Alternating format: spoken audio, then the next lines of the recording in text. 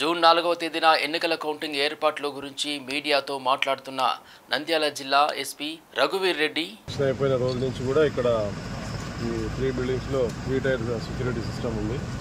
Kerala special police ఉన్నారు, తర్వాత మన స్పెషల్ పోలీస్ ఉన్నారు, బయట సర్కిల్లో సివిల్ పోలీసు కంటిన్యూగా ఒక డిఎస్పీ ఇన్ఛార్జ్ ఆధ్వర్యంలో సెక్యూరిటీ అరేంజ్మెంట్స్ అని జరుగుతూ ఉన్నాయి.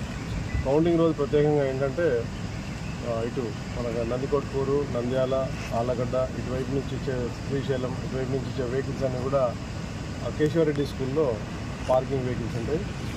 కేవలం ఏజెంట్స్ మాత్రమే, ఏజెంట్స్, జనరల్ ఏజెంట్స్, క్యాండిడేట్స్ వీళ్ళు మాత్రమే అలౌ చేయడం జరుగుతుంది. అదర్ పర్సన్స్ ఎవరు కూడా దయచేసి తీసుకురావద్దు. విత్ ప్రాపర్ ఐడెంటిటీ కార్డ్ రావాలి.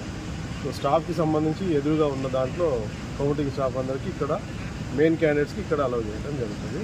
మనకి బనగానపల్లి డోన్ నుంచి వచ్చే వాళ్ళందరినీ కూడా ఈ Neravada tribal welfare college and school ఉంది కదా, తర్వాత BC welfare girls high school ఉంది, ఆ 2 క్యాంపస్లు కూడా పార్కింగ్కి అటువైపు నుంచి వచ్చిన సెగ్మెంట్ వాళ్ళకి పార్కింగ్ కోసం అలౌ చేయడం జరుగుతుంది.